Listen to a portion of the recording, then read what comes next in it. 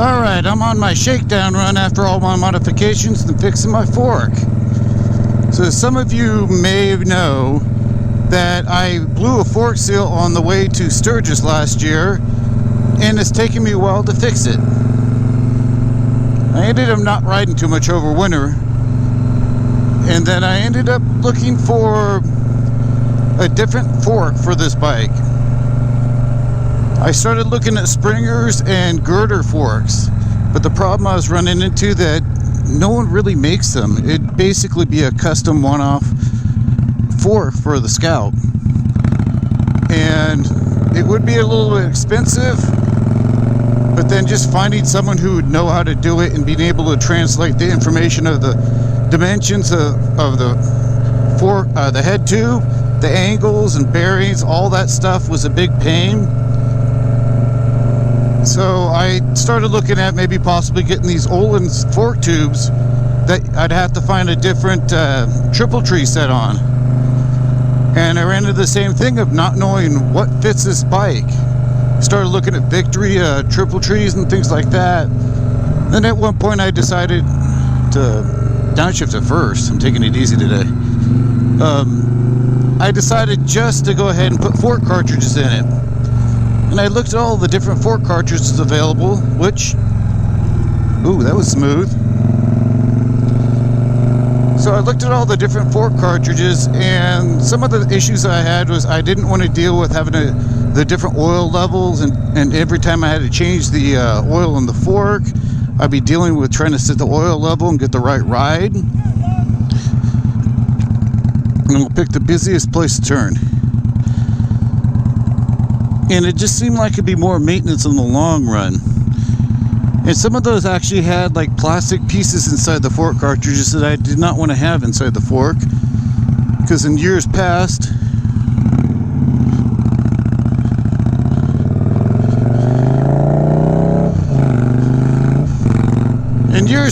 I've worked on engines, and I've seen the plastic timing chain gears, and how after a while they get old and they sort of disintegrate. And I ended up going for something that's not adjustable from outside, so I switched to Lengend Suspensions fork cartridges. All you have is a preload, and there's no actual adjustments after you install them. So you've got to adjust the preload when you're installing them, and then after that they're all taken care of, and you only have to put 2.5 ounces of fork oil in them. And I don't think the fork oil really has an effect on the suspension, because they're basically pressurized, I think, nitrogen cartridges built into them with a spring. And I got these somewhere around the end of February. And now some of you who probably follow me on Instagram, you've seen the bobber with its fork off completely, all the way down to the frame. And I got delayed with rebuilding the deck on my house for a bit, and some of the other modifications I did.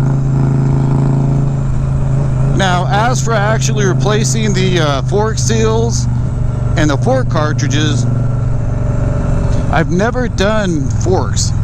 Never even pulled the tubes off of the forks.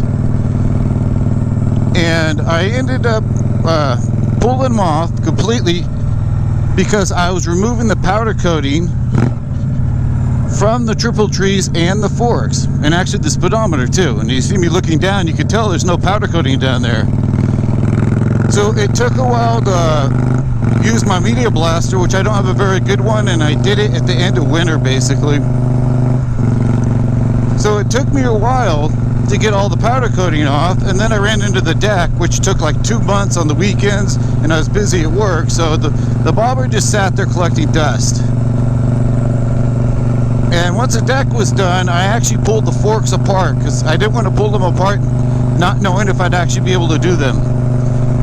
So it's actually pretty easy to pull the forks completely apart. I mean, after you drop them out of the triple trees, all you have to do is, there's a bolt on the bottom and the big nut, which is a 30mm on the top. So if you use an impact driver, you can actually loosen those pretty easily. Once you take those out, you drain the fork oil, And then if you were just putting in the cartridges, you'd install the cartridges. But since I was actually having to replace a fork seal, and I got the fork seals from Indian, which includes more than just the actual fork seal. So you can take either a small screwdriver or a little pick, remove the dust cap, and after you remove the dust cap, there's a little retaining ring, which is pretty easy to get out. Then if you just slide it back and forth, and you could pop them apart. And the thing I usually do is when I was doing wiring and figuring wiring out, or I need to remember something, I'll take a picture of it before I take it apart. So I took a picture of my fork because when I took the first one apart, I had to remember everything. So I took pictures after I did that and media blasted and polished them and then put them back together. Now putting them back together is not that hard. You got to watch which way you put the fork seal. So I took pictures of it so I could recognize which way and remember it. And then if you look in the service manual for slow people, this guy's slow, but it works out right now.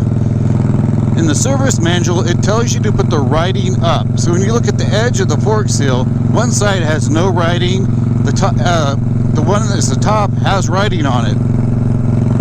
And I used a Motion Pro fork seal driver, which made it a lot easier not to damage the fork seal. But I'm sure you could probably do it with something else, like maybe PVC pipe or some other thing. You could probably find that online someplace.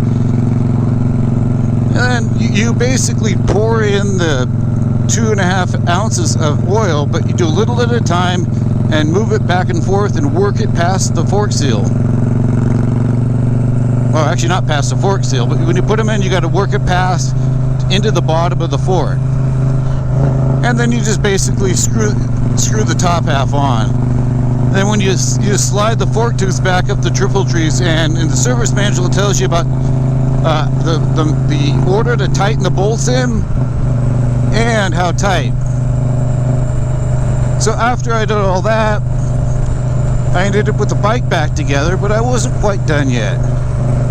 I had the whole complete fork off, so I had to put the triple trees back on after I put my forks and install the tubes back together and install the cartridges. And then I had new rims and tires and brakes. So you can't quite see, but I don't have the black rims anymore with the chrome highlights. They're full chrome. I just happened to find some on clearance, so I went ahead and liked them, and I wanted to make a change in tire size also. So on my Instagram, you probably noticed I put the picture of the back tire, which is a 180. So I've stuck with the 180 in back, or the 16 with a 180 65 16 in the back.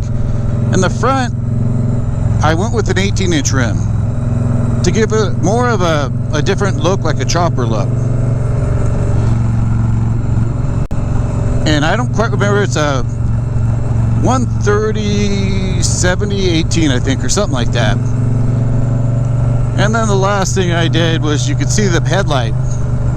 I got a JW speaker adaptive 2 headlight on there, but it's all separate, has its own pedestal. So, but this run is making sure I did my brakes and everything correct. I've already had the bike up a little bit above the speed limit. So far there's no issues. It does seem a bit smoother in the turns. It does ride stiff because I did put one crank of preload on the fork cartridge, but I need that because I'm a big meatball. Now this is just my shakedown run, making sure I got to scrub in the new tires, and I want to make sure everything's okay with the bike here. So I'm just sort of taking it easy.